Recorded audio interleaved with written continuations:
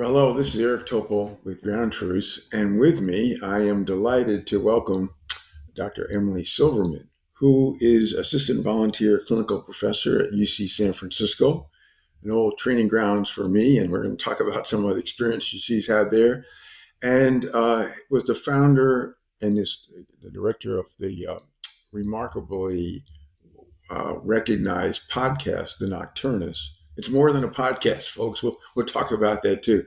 So, Emily, welcome. Thank you for having me.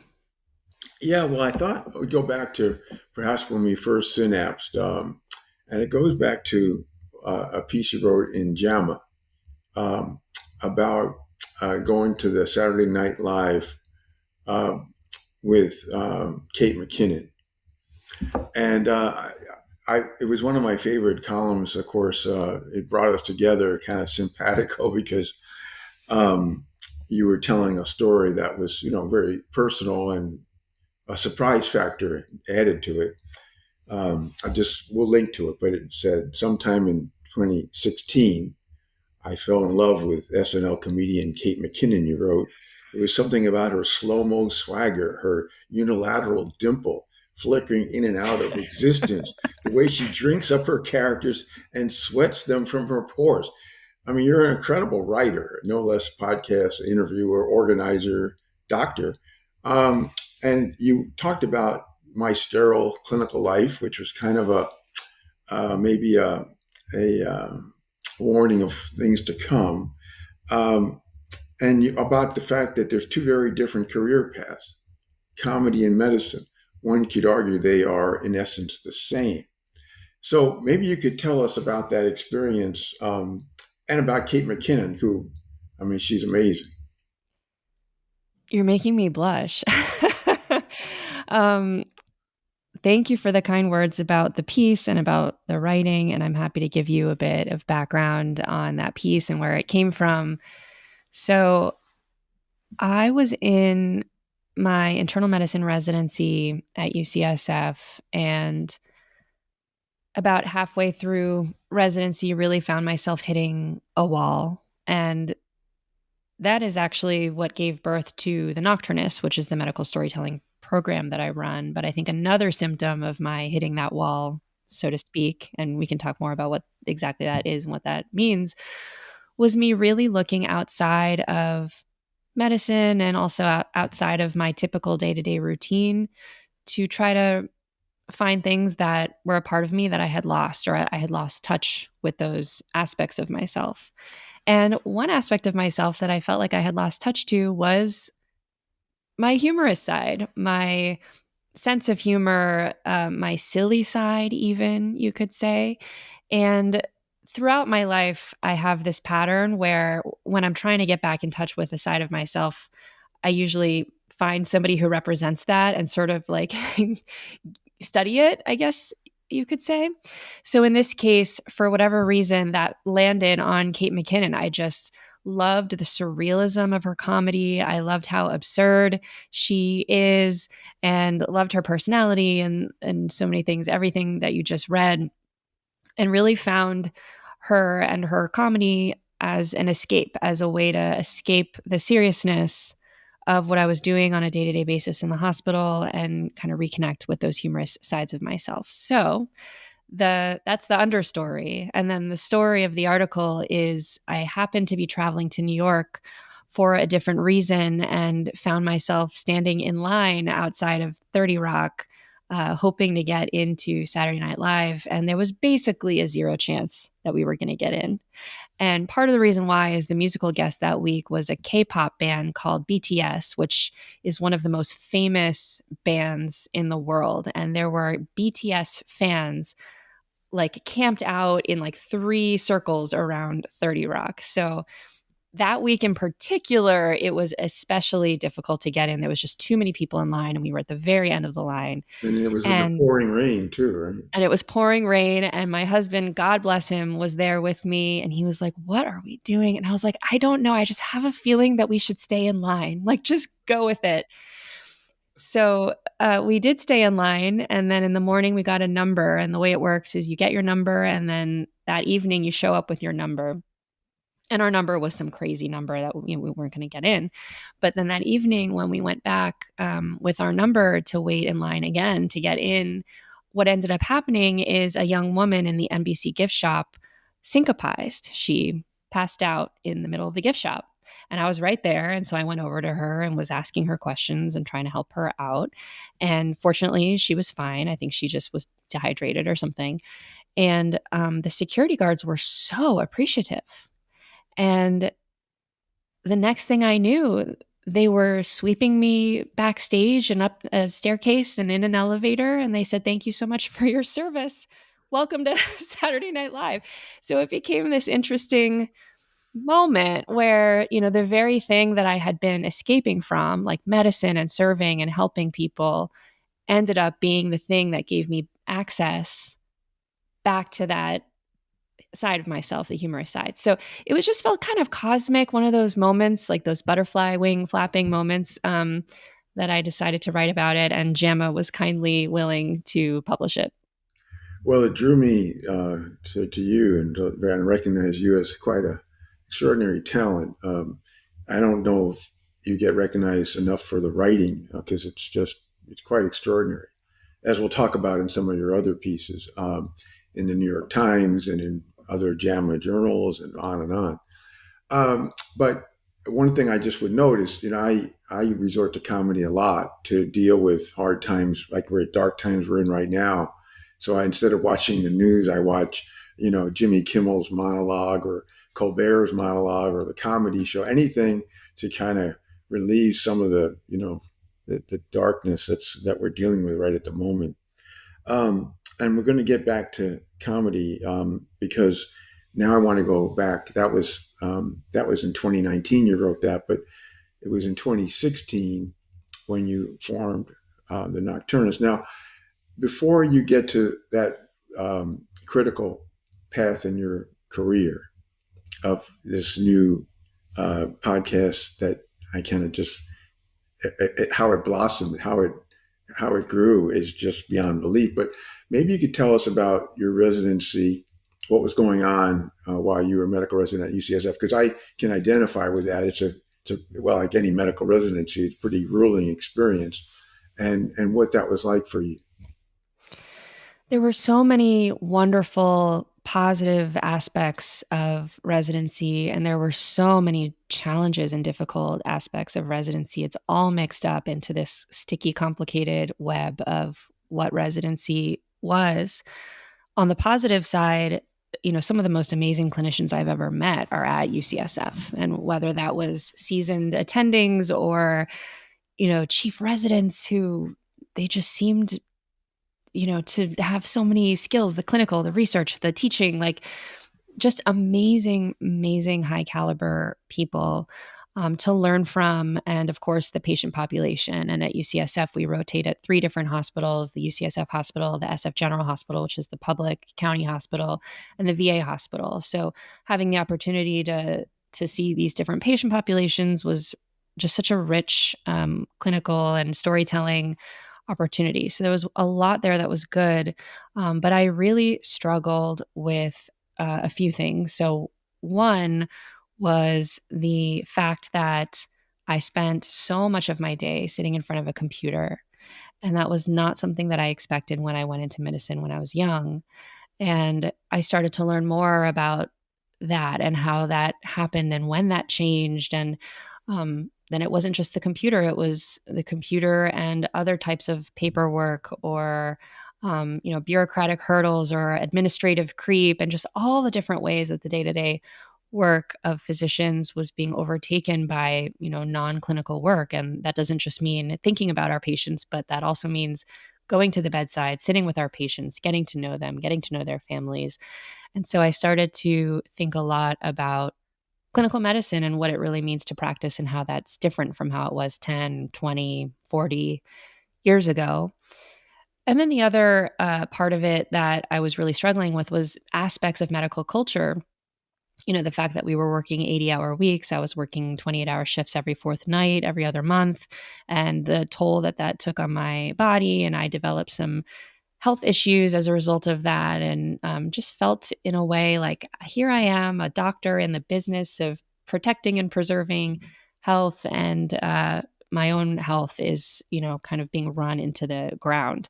And that didn't make sense to me. And so I started asking questions about that. So there was a lot there. And at first I thought, maybe this is a me thing or maybe this is a California thing. And eventually I realized this was a national thing. And I started to notice headlines, op eds, articles, even pre COVID, about the epidemic of clinician burnout in this country.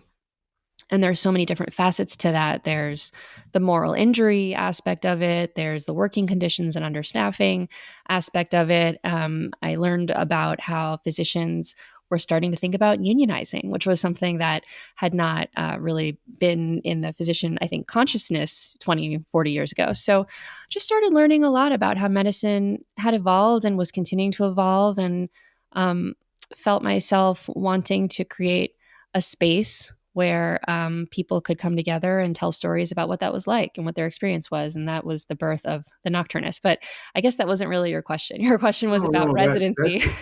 that's a good answer. Actually, it kind of gives the background, lays the foundation of how you took a kind of fork in the road here, which we're going to get into. Now we're going to link to the Nocturnist website, of course, but you have a kind of intro there about shatter the myth of the physician god, in quotes, reveal the truth that healthcare workers are human, and just like everyone else, that our humanity is our strength, not our weakness. And that's a very deep and important point that you make to get people, interested in the nocturnes. But now you finished your residency.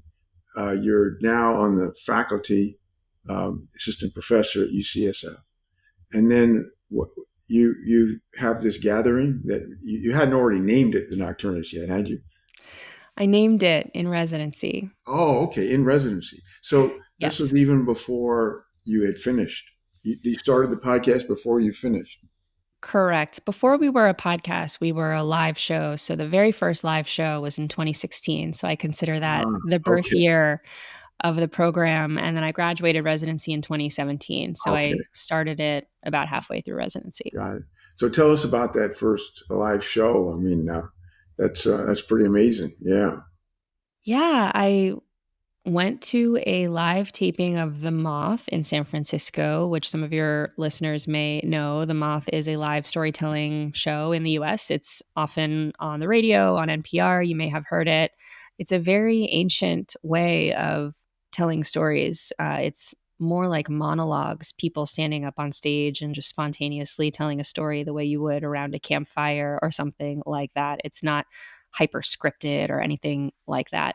So I came out of that event feeling really inspired. And I had always loved live performance and live theater. I grew up going to the theater, and um, ended up deciding that I would try that with my community, with the clinicians in my community. So the very first show that we did was in 2016. It was about 40 people in this living room of this Victorian mansion in San Francisco. It was a co-op where different people lived, and the living space they occasionally rented out for meetings and presentations and gatherings, and it was like $90. So I rented that out, and people came, and physician residents told stories, but a couple faculty came and told stories as well. And I think that was a really nice way to set the stage that, this wasn't just a med student thing or a resident thing. Like, this was for everybody.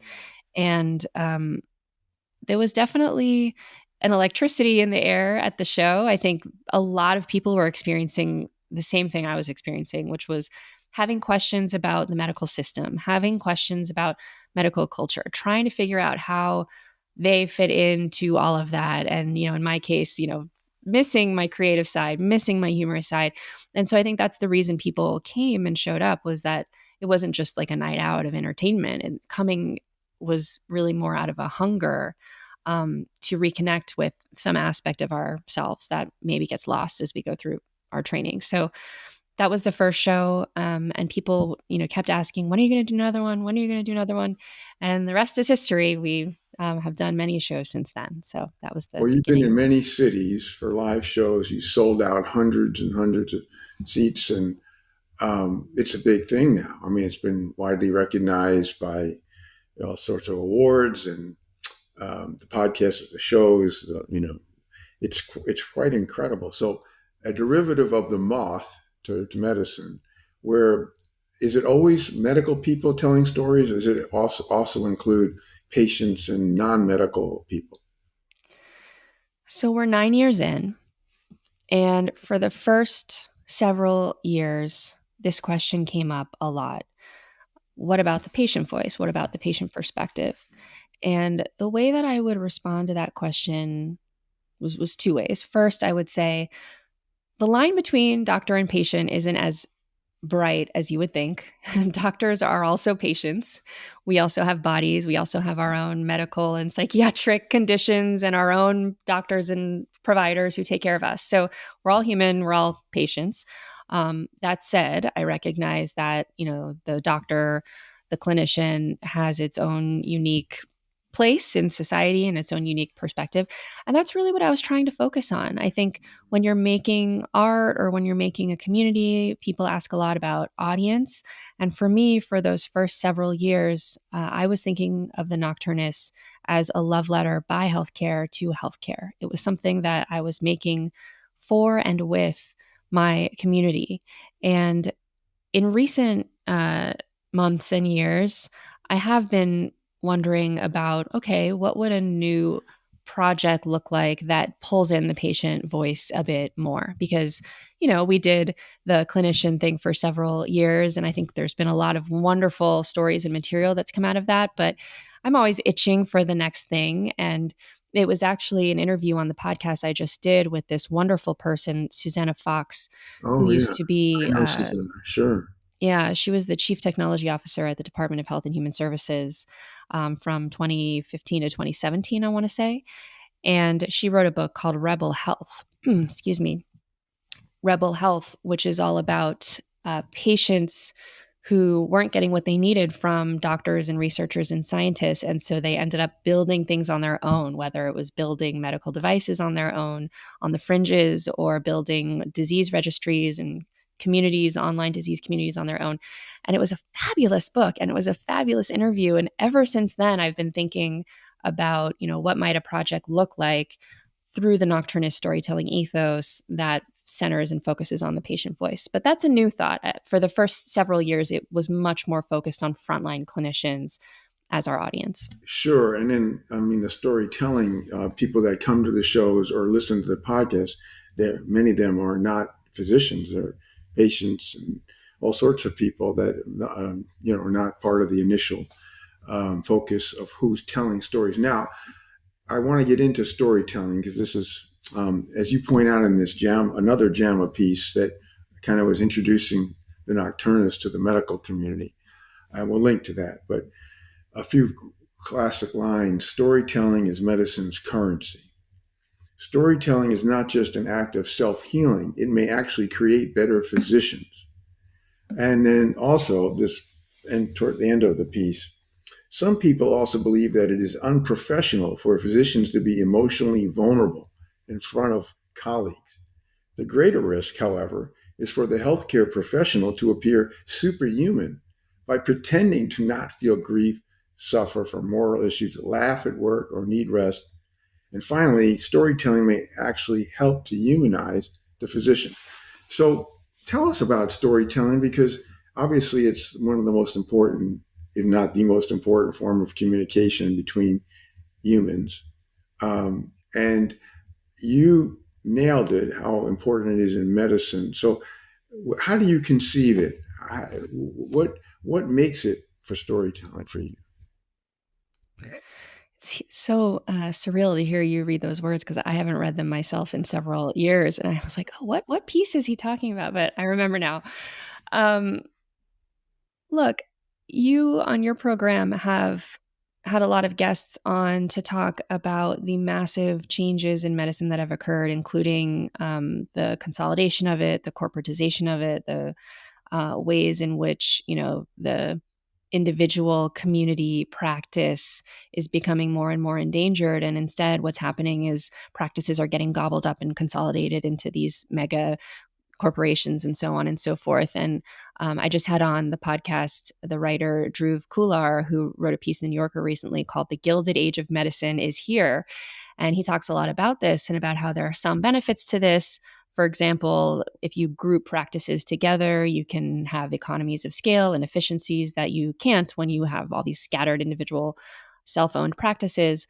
But I do think there are risks associated with the corporatization of healthcare. The more that healthcare starts to feel like a conveyor belt or like a factory or like fast food, like the McDonald's of healthcare, minute clinic, 15 minutes in and out, the more that we risk losing the heart and soul of medicine and what it is, which is it's not as simple as bringing in your car and getting an oil change. I mean, sometimes it is. Sometimes you just need, a strep, a swab, and some antibiotics and call it a day.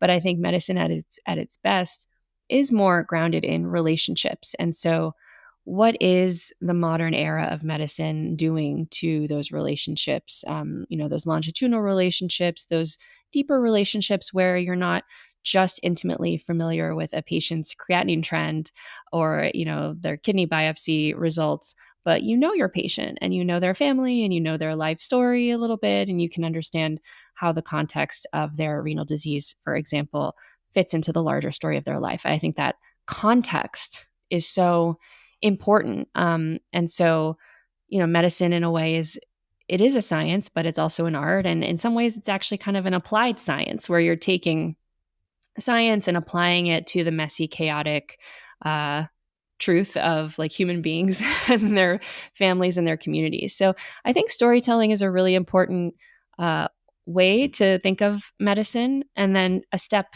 beyond that, not just with the doctor patient interaction, but just with the medical community and medical culture at large. I think helping to make the culture healthier and get people out of this clamped down place where they feel like they have to be a superhuman robot. Let's crack that open a little bit and remind ourselves that just like our patients are human beings, so are we. And so if we can leverage that, this is also part of the AI conversation that we're having is like, is AI ever going to fully substitute for a physician? Like, well, what does a physician have that AI doesn't? What does a human being have that a machine doesn't? And I think these are really deep questions. And so I think storytelling is definitely related to that. And so there's just a lot of rich conversation there in those spaces, and I think storytelling is a great way into those conversations. Yeah, we'll talk about AI too, because that's a fascinating kind of future challenge to this. But you're while you're talking about it, it reminds me that I'm in clinic every week with my fellow, and I have really worked on him to talk to the patients about their social history because they seem to omit that. And oftentimes, to crack the case of what's really going on and what gets the patient excited or what their concerns are really indexed to is learning about, what do they do and what makes them tick and all that sort of thing. So it goes every which way in medicine. And the one that you've really brought out is the one where clinicians are telling their stories to others. Now, you've had hundreds and hundreds of these physician related stories. What are some of the ones that you think are most memorable, either for vulnerability or comedy or something that grabbed you because you've seen so many, heard so many now? It's true. There have been hundreds of physician stories that have come through the podcast, and some non-physician. I mean, we are because I'm a doctor. I find that the work tends to be more focused around doctors, but we have brought in nurses and other types of clinicians to tell their stories as well. Particularly around COVID, we had a lot of diversity of healthcare professionals who contributed their stories. One that stands out is a dialogue that we featured in our live show. So most of our live shows up until that point had featured monologues. So people would stand on stage, tell their story one by one. But for this story, we had two people standing on stage and they alternated telling their story. And there was a little bit more scripting and massaging involved. There was still some level of improvisation and spontaneity, but it added a really interesting texture to the story. And basically, it was a story of these two physicians who, during COVID, one of them came out of retirement, and the other one, I think, wasn't in, switched fields and was going to be doing different work during COVID, as so many of us did. And they were called to New York as volunteers and ended up meeting in the JFK airport in 2020. And it was like an empty airport, and they meet there and they start talking, and they realize that they have all these strange things in common, and they sit next to each other on the plane, and they're kind of bonding and connecting about what they're about to do, which is go volunteer, at the peak of COVID in New York City. And they end up staying in hotels in New York and doing the work. A lot of it really, really just harrowing work. And they stay connected and they bond and they call each other up in the evenings. How was your day? How was your day? And they stay friends. And so, instead of framing it in my mind as a COVID story, I frame it more as a friendship story. And that one just was really special, I think, because of the seriousness of the themes, because of the heartwarming aspect of the friendship, and then also because of the format. It was just really unusual to have a dialogue over a monologue. So that was one that stood up. That was one that stood out. And I believe the title of it is Serendipity and Shutdown. So you can Ah, check that out. that's great. Love it. And I should point out that a lot of these clinical audio diaries are in the U.S. Library of Congress. So, it isn't like these are just, you know, uh, it, out there. They're actually archived, and it's pretty impressive. While I have you on some of these themes, I mean, you're now getting into some, bigger topics. You mentioned the pandemic. You mentioned Black voices. You didn't mention, but another one is Black voices in healthcare. And you also got deep into shame in medicine. And now I see that you've got a new one coming on uncertainties in medicine. Can you give us the skinny on what the uncertainty in medicine is going to be all about? Yes. So the American Board of Internal Medicine put out a call for grant proposals related to the topic of uncertainty in medicine. And the reason they did that is they identified uncertainty as an area of growth, an area where maybe we don't talk about it enough, or we're not really sure how to tolerate it or handle it or teach about it or work with it, work through it in our practice. And they saw that as an area of need, so they put out this call for grants, and we put together a grant proposal to do a podcast series on uncertainty in medicine, and we're fortunate enough to be one of the 3 awardees of that grant. And we've been working on that for the last year, and it's been really interesting, because the place my mind went first with uncertainty is diagnostic uncertainty. And so we cover that. We cover diagnostic odysseys and how we cope with the fact that we don't know, and things like that. But then there's also so many other domains where uncertainty comes up. There's uncertainties around treatment. What do we do when we don't know if the treatment's working, or how to assess whether it's working or it's not working and we don't know why? Or, managing complex scenarios where it's not clear the best way to proceed, and how do we hold that uncertainty? Prognostic uncertainty is another area.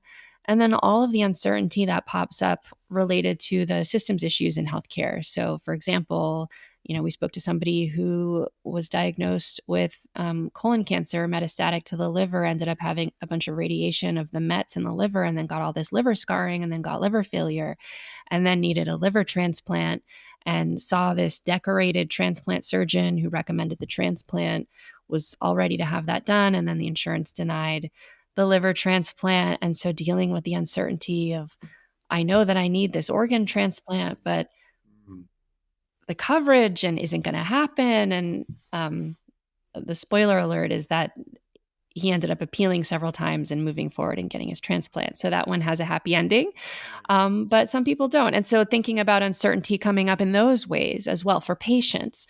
So for the last year, we've been trying to gather these stories and organize them by theme and figure out what are the most salient points. The other exciting thing we've done with the uncertainty series is we've looked to people outside of medicine who navigate high uncertainty environments to see if they have any wisdom or advice to share with the medical community. So, for example, we recently interviewed an admiral in the Navy, and this person who was an admiral in the Navy for many years and had to navigate wartime scenarios and also had to navigate humanitarian relief scenarios. And how does he think about being in command and dealing with people and resources, and it is life or death, and holding uncertainty and managing it? And he had a lot of interesting things to say about that.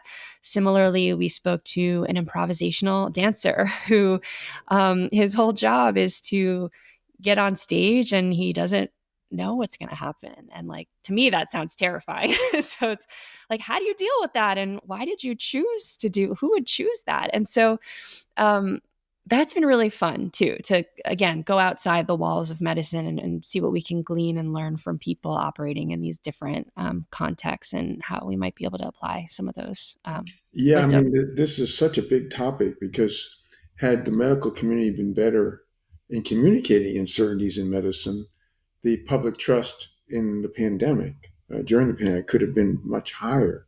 And this has led to, some of the real challenges that we're seeing there. So I'm looking forward to that series of new additions in the Nocturnus. Now, when you get this group together to have the live show, I take it that you don't, they're not rehearsed. You don't really know much about what they're going to do. I mean, it's kind of like the opposite, the unTED show, you know, uh, TED Talk, whereby, those people, they have to practice in Vancouver or wherever, for a whole week. It's ridiculous. But here, do you just kind of let them go and tell their story or what? In the beginning, it was more open mic. It was more let them go. And then as the years went on, we moved more toward a TED model where we would pair storytellers with a story coach, and they would work together pretty intensively in the 6 to 8 weeks leading up to the event to craft the story. That said, it was very important to us that people not recite an essay that they memorize word for word, which, surprise, surprise, physicians really love that idea. we're so good at memorization and we love certainty. We love knowing word for word what's going to come. And so it's really the more of this hybrid approach where we would help people get in touch with, all right, what are the five main beats of your story? Like, where are we opening? Where are we closing? How do we get there? And so we'd have a loose outline so that people knew kind of roughly what was going to happen. But then it wasn't until the night of that, we'd fill in the blanks and just kind of see what happens. And that was really exciting because a lot of unexpected things happened. Certain stories that we thought would be really comedic ended up landing with a much more serious and thoughtful tone, and vice versa. Some of the stories that we thought were really heavy would like unexpectedly get laughs in places that we didn't Mm, expect. mm.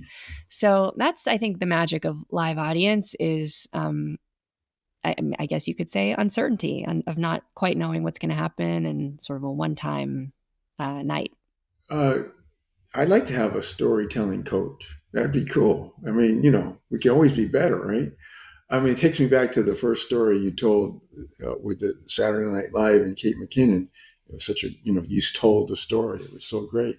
But to make your telling your story so it's even more interesting, captivating, and, expressing the more of emotion and vulnerability and, what makes the human side. I mean, that's what I think we all could do. You never could do it perfectly, right? I mean, that's kind of interesting how you organize that. All right. Well, now I want to go back to your career for a moment because you got into the Nocturnus and these shows, and you were gradually, I guess, here we are in the middle, and still a global burnout, depression, suicide among clinicians, especially physicians, but across the board. And you're weaning your time as a faculty member at UCSF. So, what was going through your mind in your life at that time? I guess that takes us to now too. Yeah, when I was a little kid, I always wanted to doctor and fully intended when I went to med school and residency to find my way as a physician and didn't really think I would be doing much else. I mean, I'd always loved reading and writing in the arts, but I never quite thought that that would become as big of a piece of my career as it has become. But what ended up happening is I finished residency. I took a job in the Division of Hospital Medicine at SF General and worked as a hospitalist for about 4 years and was doing that and balancing with my medical storytelling nonprofit, and eventually realized that it wasn't quite working. It wasn't the right fit, and ended up taking a step back and taking a little break from medicine for a while to try to figure out, like, how am I going to balance this? Am I going to shift and go full medicine and, retire the nocturnist? Am I going to go full art, creative journalism, writing, and, leave clinical medicine behind? Or am I going to continue to proceed in this more hybrid way where I do a little bit of practicing and I do a little bit of creative on the side? And thus far, I have continued to pursue that middle road. So I ended up starting a new outpatient job, a part-time job, that's actually outside of UCSF. I'm still on faculty at UCSF, but my practice now is in private practice. And so I do that 2 days a week. And, that it feeds me in a lot of ways. And I'm really glad that I've continued to keep that part of myself alive. And then the rest of the days of the week, I work from home, and some of that is charting and doing clinical work. And some of that time is podcasting and working on these other creative projects. So that's where I've landed right now. And I don't know what it will look like in 5, 10, 20 years, but for now, it seems to be working. Yeah, well, I think it's great that you've found the right kind of balance and also the channel for getting your exceptional talent, your niche, if you will, in medicine, to get it out there because people, I think, are really deriving a lot of benefit from that. Now, another piece you wrote in the New York Times I just want to touch on because it is tied to the burnout story. This was a great op ed. Our hospital's new software frets about my deficiencies. And I want to just warn the listeners or readers or watchers that Epic, this company that you wrote about, has uh, non disparaging agreements with hospitals, censors hospitals and doctors to say anything bad about Epic. So when anybody ever writes something, particularly if it's published in a widely read place, the Epic company doesn't like that and they squash it and whatnot. So, what was in your mind when you were writing this op-ed about Epic? So this came out of personal experience that I had where, and maybe this is some of the reason why the hospital medicine work wore me down so much, is the frequent messages and alerts and pop-ups, just having a lot of fatigue with that, but also what the pop-ups were saying, the language that they used. So you'd open up your electronic chart and a message would pop up and it would say, "You are deficient," or it would say, "You are a delinquent." And it was this like scary red box with, an upside down exclamation point or something. And it really started to get to me. And this was definitely in that phase of my life and career where I was like peak burnout and just kind of raging against the machine a little bit. You could say, I think right now I'm somewhat past that. I think part of the reason why is I've been able to get myself out into a more sustainable situation. But ended up, it actually came out of me, this piece poured out of me one night. It was like 2, 3 in the morning, and my laptop was open, and I was laying in bed. And my husband was like, "Go to sleep, go to sleep." And I said, "No, this wants to come out." These moments where things just you just want to give birth, I guess, to something that wants to come out. So I wrote this long piece about Epic and how tone deaf these messages are, and how clinicians are, they're working really hard in a really difficult system, and just the lack of sensitivity of that language. And ended up pitching that to the New York Times, and I think there was something in there that they appreciated about that. There was Oh some yeah. some humor in there, actually. Maybe my Kate McKinnon side came out a little bit. So yes, that piece came out, and I think I did get a message or two from a couple folks who worked at Epic, who were They weren't didn't. thrilled. They didn't threaten to sue you or anything, though, right? They didn't. Oh, No, good, good. fortunately. Oh, Yeah. yeah. Wow. Yeah, it was great, and we'll link to that too. Now, as they say in comedy, we're going to have a callback. We're going to go to AI, which we talked about, touched on, and of course, one of the things AI saw is that it could help reduce the burden of data clerk work that you've talked about, and certainly affected you and affects every person in working in medicine. But I wanted to get to this. For me, it was like a Chat GPT moment of November 22. Yeah, Recently, I don't know if you've ever delved into uh, Notebook LM. I have. Okay, so I mean, you'll recognize this. You put in a PDF, and then you hit audio, and it generates a podcast of two agents, a man and a woman, who are lively, who accurately take. It could be the most complex science. It could be a book. It could be, and you can put 50 of these things in, and they have a really engaging conversation that even gets away from some of the direct subject matter, and it's humanoid. What do you think about that? Whew.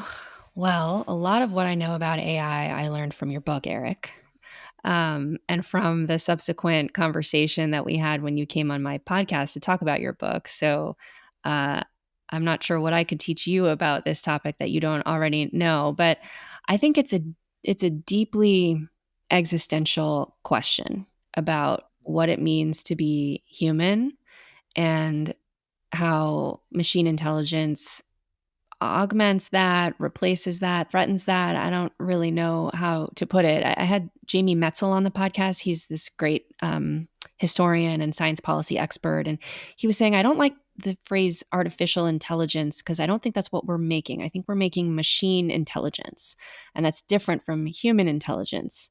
And one of the differences is human beings have physical bodies. So being a human is an embodied experience. A machine can't enjoy. I was going to say a cheeseburger, and I was like, wait, I'm talking to a cardiologist. So a machine intelligence being can't enjoy a cucumber salad. Um, a machine intelligence can't feel the endorphins of exercise or have sex or just to have all of these other experiences that human beings have because they have bodies. Now, does empathy and emotion and human connection and relationships also fall into that category? I don't know. Like, what is the substrate of empathy? What is the substrate of human connection and relationships and experience? Can it be reduced to zeros and ones? Or whatever quantum computing, half zeros and half ones existing simultaneously on a vibrating plane. Um, or is there something uniquely human about that? And I actually don't know the answer or where the edges are. And I think in 5, 10, 20 years, we'll know a lot more about what that is and what that means. What does that mean for medicine? I don't know about the human piece of it, but I think just practically speaking, I believe it will transform the way that we do medicine on so many levels. And this is what your book is about. Some of it is image analysis and EKG analysis, X-ray analysis and MRI analysis. And some of it is, cognition, like diagnostic reasoning, clinical reasoning, things like that. I already use open evidence all the time. I don't know if you use it. It's this basically like a search engine, kind of like GPT like search engine that's trained on high quality medical evidence. I'm always going to open evidence with questions.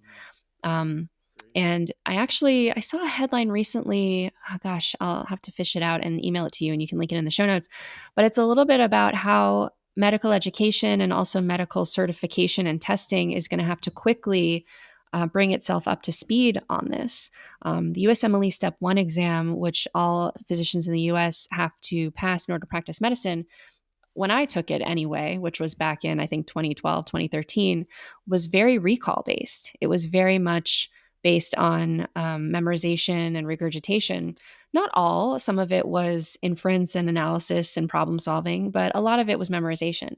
And as you said, I think, Eric, on our interview on my podcast, that the era of the brainiac memorizing Doogie Howser physician is over.